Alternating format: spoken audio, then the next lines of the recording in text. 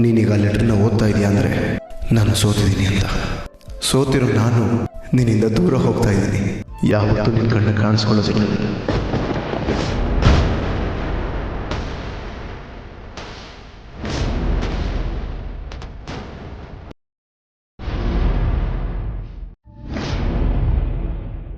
ಹೋಗಿ ಬರ್ತೀನಿ ಶಿವಾನಿ. ಬರೋದಕ್ಕೆ ನನ್ನ ಜೀವನದಲ್ಲಿ ಜಾಗನೂ ಇಲ್ಲ. ಸರಿ, ಹೋಗ್ತೀನಿ.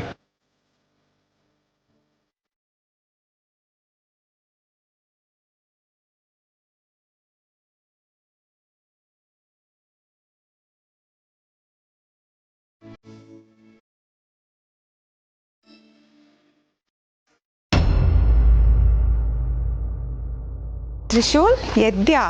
ಕಾಫಿ ಕುಡ್ದ್ಯಾ? ಹೆಂಡತಿ ಬಂದ್ಮೇಲೆ ನಾವು ಮಾಡೋ ಕಾಫಿ ಎಲ್ಲಿ ಕುಡಿತೀಯ ಅಲ್ವಾ?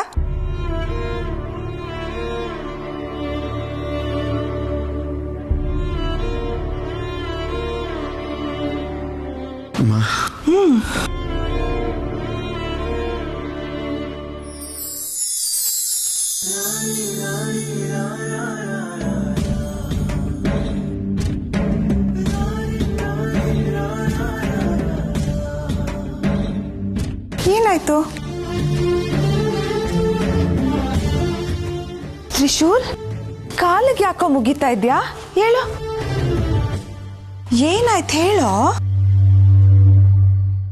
ಏನಿಲ್ಲಮ್ಮ, ಅದು ಒಂದು ಇಂಪಾರ್ಟೆಂಟ್ ಕೆಲಸದ ಮೇಲೆ ಆಚೆ ಹೊರಟಿದ್ದೆ, ಅದಕ್ಕೆ. ಅಷ್ಟೇನಾ? ನೀನು ಅಂದ್ಕೊಂಡಿದ್ದು ಆಗೇ ಆಗುತ್ತೆ. ನೀನ್ ಮಾಡೇ ಮಾಡ್ತೀಯ. ಹೋಗ್ಬಾ.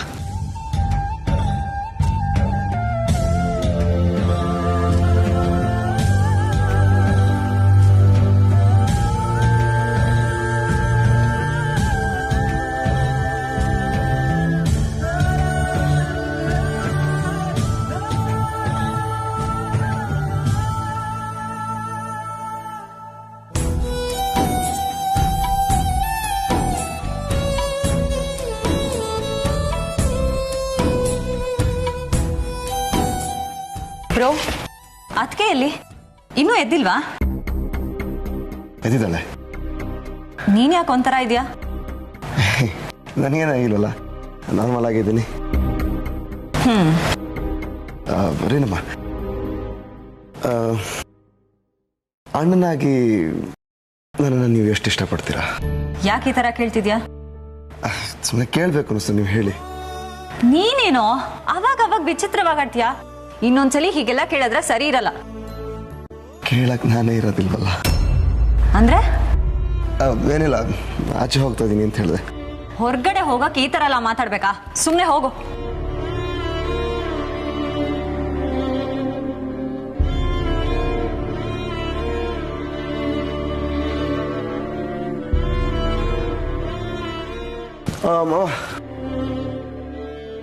ಬಾಯ್ ಮಾವ. ಏನಪ್ಪ ಇವತ್ತು ಸ್ಪೆಷಲ್ ಆಗಿ ಬಾಯಿ ಅಂತಿದ್ಯಾ? ಪರ್ಮನೆಂಟ್ ಆಗಿ ಏನಾದರೂ ಈ ಮನೆ ಬಿಟ್ಟು ಹೋಗ್ತಾ ಇದೀಯಾ? ಯಾಕೆ ಮಾವ? ತಮಾಷೆ ಮಾಡಿದೆ ಕಣ, ತಮಾಷೆ.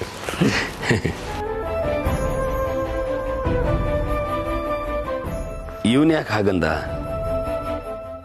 ಏನ ಇವನ್ ಸವಾಸನೆ ಬೇಡ. ಪರಮೇಶ್ವರಿಯ ಪುಣ್ಯನಾಮವನ್ನು ಪಗರಲು ಸರಸಾನ ರಾಗದಿಂದ ಕೇಳಿದವರಿಗೆ ದುರಿತ ಕಂಟಕೊಳ್ಳದು ಕೈ ಸಾರುತ್ತೆ ಮೃತರ ಭೋಗ ಮೋಕ್ಷಗಳು. ಹ್ರಿಂಕಾರಿ ವಾಣಿ ಕಲ್ಯಾಣಿ ರುದ್ರಾಣಿ ರಮಯ ಓಂಕಾರ ರೂಪಿಣಿ ಗಣನಿ ಗಾನ ಪ್ರೀತಿ ಐಂಕಿಲ ಮಾಲಿನಿ ಮಹಾಮಾಯೆ ಮಾತಂಗೆ ಕ್ಲಿಂಕ್ಲೆ ವರ್ವೇರಣ್ಣೆ ಸೌಂಕಾರ ಸದನೆ ಶರ್ವಾಣಿ ಶಾರದೆ ಸತ್ಯ ಕ್ರೌಚ್ ಮುಖ್ಯ ಮಂತ್ರಾದಿ ದೇವತೆ. ಶ್ಲೋಕ ಓದ್ತಿದ್ದೆ, ಮಾತಾಡ್ಸ್ಬಿಟ್ಯಾ? ಶಾಂತಂ ಪಾಪಂ ಶಾಂತಂ ಪಾಪಂ. ಅಜ್ಜಿ, ದೇವ್ರು ಏನು ಮಾಡಲ್ಲ ಬಿಡಿ. ಹೇ, ಹಂಗನ್ಬೇಡ್ವೋ. ದೇವ್ರಿಗೆ ಕೋಪ ಬಂದು ಒಳ್ಳೇದ್ ಮಾಡದೇ ಇದ್ರೆ ಏನ್ ಮಾಡ್ತೀಯ? ಒಳ್ಳೇದನ್ನ ಮರ್ತು ಬಿಟ್ಟಿದ್ದಾನ ಅವನು. ಏ, ಯಾಕೋ ತಲೆ ಹರಟೆ, ಹೀಗ್ಯಾಕೆ ಮಾತಾಡ್ತೀಯ ನೀನು? ಏನಿಲ್ಲ, ಏನಾದ್ರೂ ನೀವು ಮಾತ್ರ ನಗ್ನಗ್ತಾ ಇರ್ಬೇಕು, ಓಕೆನಾ? ಹೌದಾ? ನಾನು ನಗ್ನಗ್ತಾ ಇರ್ಬೇಕಾ? ಹಾಗಾದ್ರೆ ನನಗೆ ಮರಿ ಮೊಮ್ಮಕ್ಕಳನ್ನ ಕೊಟ್ಬಿಡು, ಯಾವಾಗ್ಲೂ ಖುಷಿ ಖುಷಿಯಾಗಿ ನಗ್ನಗ್ತಾ ಇರ್ತೀನಿ. ಅದು ಸಾಧ್ಯ ಇಲ್ಲ ಅಜ್ಜಿ. ನಾಚಿಕೆನಾ? ನೋಡು, ನಾಚಿಕೆ ಪಡ್ಕೊಂಡು ನೋಡು. ಓಹೋ, ಶೀಘ್ರಮೇವ ಸಂತಾನ ಪ್ರಾಪ್ತಿರಸ್ತು.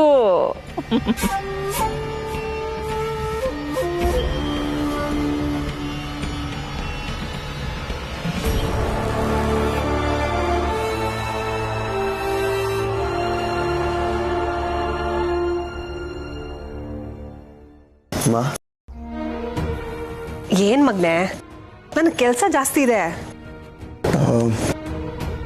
ಅಮ್ಮ ಅದಲ್ಲಿ ಇಡಮ್ಮ, ನಿನ್ನ ಹತ್ರ ಒಂದು ಸ್ವಲ್ಪ ಮಾತಾಡಬೇಕು. ಏನ್ ವಿಷಯನೋ? ನನಗೆ ಏನೋ ಕೇಳ್ತೀನಿ, ಏನೋ ಅನ್ಕೋಬಾರ್ದು. ಕೇಳು. ನನಗೆ ತಮ್ಮನೋ ತಂಗಿನೋ ಹುಟ್ಟಿದ ಮೇಲೆ ನನ್ನ ಮೇಲಿರೋ ಪ್ರೀತಿ ಕಮ್ಮಿ ಆಗಲ್ಲಲ್ವಮ್ಮ? ಯಾಕೋ ಮಗ್ನೆ ಆ ಥರ ಎಲ್ಲ ಕೇಳ್ತಿದ್ಯಾ? ನಿನ್ ಮೇಲೆ ಪ್ರೀತಿನ ನಾನು ಯಾವಾಗ್ಲೂ ಕಮ್ಮಿ ಮಾಡಿದ್ದೀನಿ? ಯಾವತ್ತೂ ಕಮ್ಮಿ ಮಾಡಿಲ್ಲ. ಆದ್ರೂ ನನಗೊಂದು ಆಸೆ. ಏನ್ ಆಸೆನೋ? ನಾನು ನಿನ್ನ ಹೊಟ್ಟೆಲ್ಲೇ ಹುಟ್ಟಬೇಕು ಅಂತ ಆಸೆ. ಮುಂದಿನ ಜನ್ಮದಲ್ಲಿ ನೀ ನನ್ನ ಮಗನಾಗೆ ಇರ್ತೀಯ. ನಾನು ಹೇಳಿದ ಈ ಜನ್ಮದಲ್ಲಿ. ಚಿಕ್ಕ ಮಕ್ಕಳ ತರ ಮಾತಾಡ್ಬೇಡ. ಈ ಜನ್ಮದಲ್ಲಿ ಹೇಗೋ ಸಾಧ್ಯ? ನಾನು ಸತ್ ಮೇಲೆ ಅದು ಸಾಧ್ಯ ಆಗ್ಬೋದಮ್ಮ.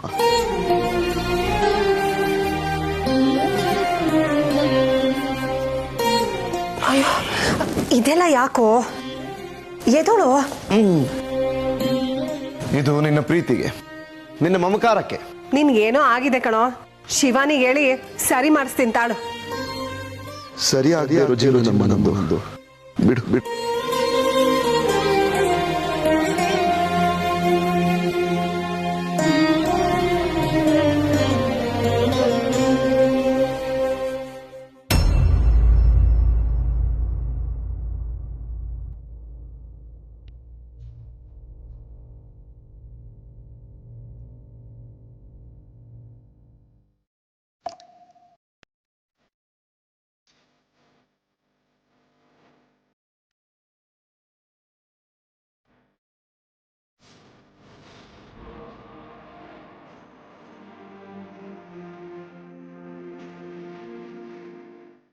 ಐ ಲವ್ ಯು ಮಾ. ನೀನ್ ಐ ಲವ್ ಯು ಅಂತ ಹೇಳ್ಬೇಕಾಗಿರೋದು ನನ್ಗಲ್ಲ, ನೀನ್ ಹೆಂಡತಿಗೆ. ಹೋಗ ಅವಳಿಗೆ ಹೇಳು. ನಾನು ನಿನಗೆ ಹೇಳ್ತಾ ಇದ್ದೀನಲ್ವಾ, ಸುಮ್ಮನೆ ಅದನ್ನು ತಗೊಳ್ಳೋದು ನೋಡು, ದಾನ ಮಾಡೋದು ನೋಡ್ಬೇಡ. ಸರಿನಪ್ಪ, ಲವ್ ಯು ಟು ಕಂದ.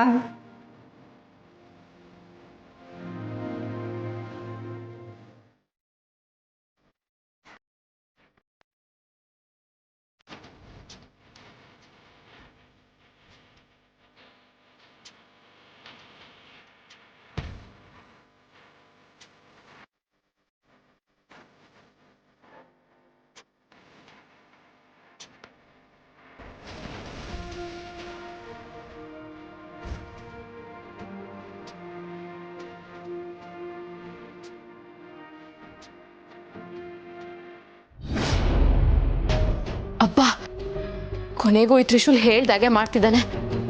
ಕೊನೆಗೂ ನನಗೆ ಈ ತಾಳಿಯಿಂದ ಮುಕ್ತಿ ಕೊಡ್ತಿದ್ದಾನೆ. ಸತ್ಯ, ಈ ತಾಳಿಯಿಂದ ನಾನು ನನ್ನ ಆದಿಶೇಷನ ಕಳ್ಕೊಂಡೆ, ನಾಗಲೋಕದ ಸಂಬಂಧನ ಕಳ್ಕೊಂಡೆ. ನಾನು ಸಂಪೂರ್ಣವಾಗಿ ಶಕ್ತಿಹೀನಳಾದೆ.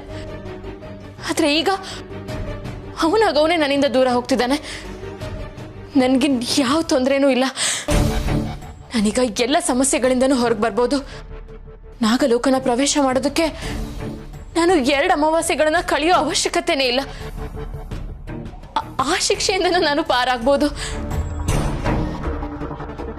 ಯಾಕೋ ಗೊತ್ತಿಲ್ಲ, ನನ್ಗೆ ಇವತ್ತು ತುಂಬಾ ಖುಷಿ ಆಗ್ತಿದೆ. ದೊಡ್ಡ ಬಂಧನದಿಂದನೇ ಪಾರಾದೆ ಅನ್ಸ್ತಾ ಇದೆ. ಇಷ್ಟು ದಿನ ನನಗೆ ಯಾವುದೋ ಸುಳಿ ಸುತ್ತ ಹಾಕೊಂಡಿತ್ತು ಅನ್ಸ್ತಿತ್ತು. ನಾಗಲೋಕಕ್ಕೆ ನಾನು ಮರಳಿ ವಾಪಸ್ ಹೋಗಕ್ಕಾಗೋದೇ ಇಲ್ಲ ಅನ್ಸ್ತಿತ್ತು. ಇವತ್ತು ಅದೆಲ್ಲದರಿಂದ ಬಿಡುಗಡೆ ಸಿಗ್ತೇನೋ ಅಂತ ನನಗನ್ನಿಸ್ತಾ ಇದೆ.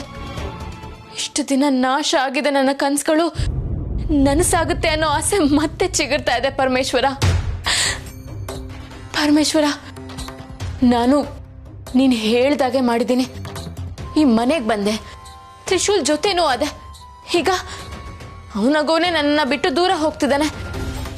ಒಂದು ವೇಳೆ ಅವನಿಗೆ ನಾನು ಸೋತು ನಿನ್ನ ಮಾತಿಗೆ ವಿರುದ್ಧ ಹೋಗಿದ್ದಿದ್ರೆ ನನ್ನ ತಪ್ಪಾಗ್ತಿತ್ತು. ಆದ್ರೆ ಇದ್ರಲ್ಲಿ ನನ್ನ ತಪ್ಪೇನೂ ಇಲ್ಲ ಪರಮೇಶ್ವರ. ಅವನೇ ಸೋತಿದ್ದಾನೆ. ಷರತ್ತಿನ ಪ್ರಕಾರ ಅವನು ಸೋತ್ರೆ ನನಗೆ ಈ ಮಾಂಗಲ್ಯದಿಂದ ಮುಕ್ತಿ ಕೊಡಿಸ್ಬೇಕಿತ್ತು. ಕೊಡಿಸ್ತಾ ಇದ್ದಾನೆ. ನನಗಷ್ಟೇ ಸಾಕು, ನನಗಷ್ಟೇ ಸಾಕು. ನಾನಿನ್ನು ನಾಗಲೋಕದ ಸೇವೆಗೆ ನಿಲ್ತೀನಿ. ನಾಗಮಣಿನ ಮರಳಿ ಪಡೆಯೋದಕ್ಕೆ, ನನ್ನ ಆದಿಶೇಷನ ಮರಳಿ ಸೇರೋದಕ್ಕೆ ಸಜ್ಜಾಗ್ತೀನಿ.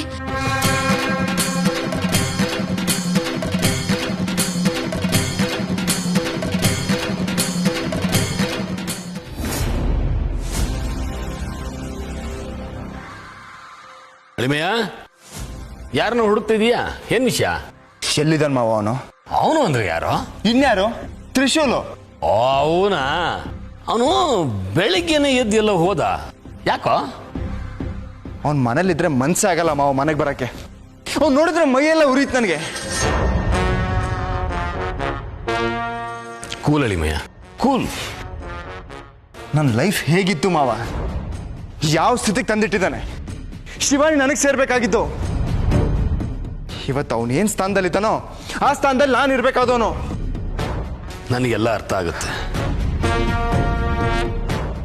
ಅರ್ಥ ಆಗಿ ಏನ್ ಪ್ರಯೋಜನ? ಯಾರ ಕೈಯಿಂದನೂ ಏನು ಮಾಡಕ್ಕಾಗಿಲ್ವಲ್ಲ. ಅಳಿಮಯ್ಯ, ನಾನು ನಿನ್ ಜೊತೆಗಿರ್ತೀನಿ. ನನ್ನ ಜೊತೆಗಿರ್ಬೇಕಾಗಿದ್ದು ನೀನಲ್ಲ, ಶಿವಾನಿ. ಯಾಕೆ ಮಾವ ಏನು ಮಾತಾಡ್ತಿಲ್ಲ? ನಮ್ಮಿಬ್ರು ಒಂದ್ ಮಾಡಕ್ ತಾಕತ್ತಿಲ್ಲ ಅಲ್ವಾ? ಅದು ಹಾಗಲ್ಲ ಅಳಿಮಯ್ಯ. ಮಾವ, ಈ ಮನೇಲಿರೋರೆಲ್ಲ ದೊಡ್ಡ ದೊಡ್ಡ ಹ್ಯಾಂಡ್ಗಳೇ. ಹಾಗೆ ಮಾಡ್ತೀನಿ ಹೀಗೆ ಮಾಡ್ತೀನಿ ಅಂತ ಎಲ್ಲ ಹೇಳ್ತಾನೆ ಇರ್ತಾರೆ. ಬರೀ ಮಾತಿಗಷ್ಟೇ, ಯಾರು ಏನೂ ಮಾಡಲ್ಲ. ಮಾವ, ನಂಗೆ ಈ ಮನೆನೂ ಸಾಕು, ಮನೆಯವ್ರ ಸವಾಸನೂ ಸಾಕು. ಅಳಿಮಯ್ಯ, ಹಾಗೆ ಮಾತ್ರ ಹೇಳ್ಬಿಡು. ನೋಡು, ಎಲ್ಲ ಸರಿ ಹೋಗುತ್ತೆ. ನೀನ್ ಸಮಾಧಾನವಾಗಿರು. ಹಳೇ ಡೈಲಾಗ್ ಆಯ್ತು ಮಾವ. ಇಲ್ಲ ಅಳಿಮಯ್ಯ, ನನ್ನ ಸಿಕ್ಸ್ತ್ ಸೆನ್ಸ್ ಹೇಳ್ತಾ ಇದೆ, ನಿನಗೂ ಟೈಮ್ ಬರುತ್ತೆ. ಆಗ ನೀನ್ ರಾಜ ಆಗ್ತೀಯ, ನಾನು ಮಂತ್ರಿ ಆಗಿರ್ತೀನಿ. ಶಿವ ಇನ್ನು ನಿನ್ ಜೊತೆ ಇರ್ತಾಳೆ. ಆಗ ಈ ಮನೆಯವರೆಲ್ಲ ನೀನ್ ಹೇಳ್ದಂಗೆ ಕೇಳ್ಕೊಂಡು ಬಿದ್ದಿರ್ತಾರೆ. ಅದೇ ಟೈಮ್ಗೋಸ್ಕರನೇ ನಾನು ಕಾಯ್ತಾ ಇದ್ದೀನಿ ಮಾವ. ತ್ರಿಶೂಲ್, ನಿನ್ ಟರ್ನ್ ಮುಗೀತಾ ಬಂತು, ನನ್ನ ಟರ್ನ್ ಸ್ಟಾರ್ಟ್ ಆಗ್ತಾ ಬಂತು. ನಾನು ಕೊಡೋ ಒಂದೊಂದು ಪೆಟ್ಟು ನಿನ್ಗೆ ನರ್ಕ ತೋರಿಸ್ತಾನೆ ಇರುತ್ತೆ.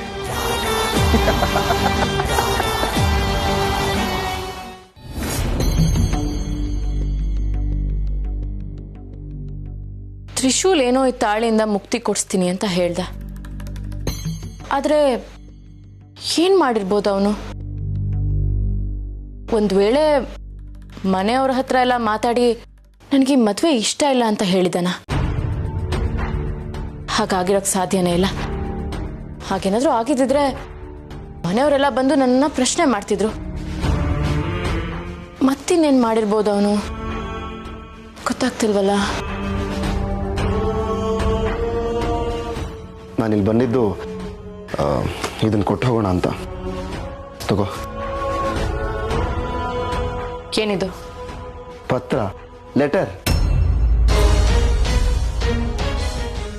ಮುಂದಿನ ದಾರಿ ಏನು ಅಂತ ನೋಡ್ಲೇಬೇಕಲ್ವಾ? ಆವಾಗ ನಿನ್ನ ಜೊತೆ ಮಾತಾಡೋದಕ್ಕೆ ಟೈಮ್ ಇರುತ್ತೋ ಇಲ್ಲೋ ಗೊತ್ತಿಲ್ಲ. ಇದ್ರೂ ನೀನು ನನ್ನ ಜೊತೆಗೆ ಮಾತಾಡ್ತೀಯ ಅನ್ನೋ ಗ್ಯಾರಂಟಿನೂ ನನಗಿಲ್ಲ. ಅದಕ್ಕೆ ಎಲ್ಲ ಆ ಪತ್ರದಲ್ಲಿ ಬರೆದಿದ್ದೀನಿ. ಹೌದು, ಅವನೇನೋ ಪತ್ರ ಬರ್ದಿದ್ದೀನಿ 3 ದಿವಸ ಆದ್ಮೇಲೆ ಓದು ಅಂತ ಹೇಳಿದ್ನಲ್ಲ, ಎಲ್ಲಿಟ್ಟಿದ್ದಾನ ಅದನ್ನ?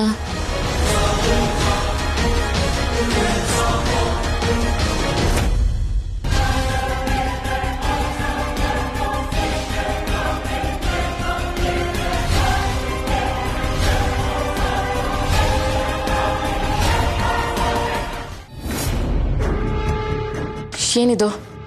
ಇಷ್ಟೊಂದು ಬರ್ದಿದ್ದಾನಲ್ಲ, ಇದ್ರಲ್ಲೂ ತಲೆ ತಿಂದಿರ್ತಾನೆ. ಬೇಡ, ಇದನ್ನು ಓದೋದೇ ಬೇಡ.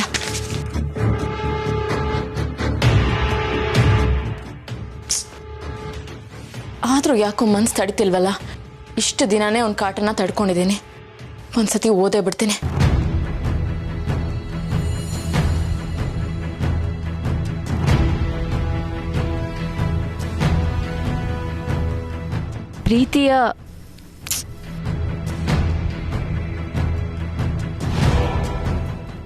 ಪ್ರೀತಿಯ ಶಿವಾನಿ ನಿನ್ನನ್ನು ಮೊದಲನೇ ಸತಿ ನೋಡಿದಾಗಲೇ ನಿನ್ನ ಮೇಲೆ ಪ್ರೀತಿ ಹುಟ್ಕೊಂಡಿತ್ತು. ನಿನ್ನನ್ನು ಭೇಟಿ ಮಾಡಬೇಕು ಅಂತಾನೆ ಯಜಮಾನರು ನಿನ್ನನ್ನು ಭೇಟಿ ಮಾಡೋಕ್ಕೆ ಹೇಳಿದ್ದಾರೆ ಅನ್ನೋ ನೆಪ ಇಟ್ಕೊಂಡು ನಿನ್ನ ಮನೆಗೆ ಬರ್ತಾ ಇದ್ದೆ. ನೀನು ನನ್ನ ಜೊತೆ ಖುಷಿಯಾಗೇ ಮಾತಾಡ್ತಾ ಇದ್ದೆ, ಪ್ರೀತಿಯಿಂದನೇ ನಡ್ಕೊಳ್ತಾ ಇದ್ದೆ. ನನಗೆಷ್ಟೋ ಸರಿ ನಮ್ಮಿಬ್ಬರ ಮಧ್ಯ ಹೇಳ್ಕೊಳಕ್ಕೆ ಆಗದೇ ಇರೋ ಪ್ರೀತಿ ಇದೆ ಅಂತ ಅನ್ನಿಸ್ತಾ ಇತ್ತು. ಆದರೆ ನಾನೇ ಅದನ್ನು ಮೊದಲು ಹೇಳ್ಕೊಂಡ್ರೆ ನೀನು ನನ್ನ ಮೇಲೆ ಕೋಪ ಮಾಡಿಕೊಂಡು ನನ್ನಿಂದ ದೂರ ಆಗ್ಬಿಡ್ತೀಯ ಅನ್ನೋ ಬೇಜಾರು ನನಗಿತ್ತು. ಅದಕ್ಕೆ ಹೇಳ್ಕೊಂಡಿರಲಿಲ್ಲ. ಆಮೇಲೇನಾಯಿತು ಅಂತ ನಿನಗೆ ಗೊತ್ತಿದೆ. ನಾನು ನಿನಗೆ ಇಷ್ಟ ಇಲ್ಲ ಅನ್ನೋದು ನನಗೆ ಆವತ್ತೇ ಗೊತ್ತಿತ್ತು ಶಿವಾನಿ. ಆದರೆ ನಿನಗೆ ತಾಳಿ ಕಟ್ಟಿದ ಉದ್ದೇಶ ನನ್ನ ಪ್ರೀತಿ ಏನು ಅಂತ ನಿನಗೆ ಅರ್ಥ ಆಗುತ್ತೆ ಅಂತ ಅಂದ್ಕೊಂಡಿದ್ದೆ. ಆದರೆ ಅದೆಲ್ಲ ವೇಸ್ಟ್ ಆಗೋಯ್ತು ಶಿವಾನಿ. ನಾನು ಯಾವ ನಿರೀಕ್ಷೆ ಇಟ್ಕೊಂಡ್ರೂ ಅದು ಬರೀ ನಿರೀಕ್ಷೆಯಾಗಿ ಉಳಿಯುತ್ತೆ ಅಷ್ಟೇ. ನಿನ್ನ ಮನಸ್ಸು ಮಾತ್ರ ಬದಲಾಗಲ್ಲ.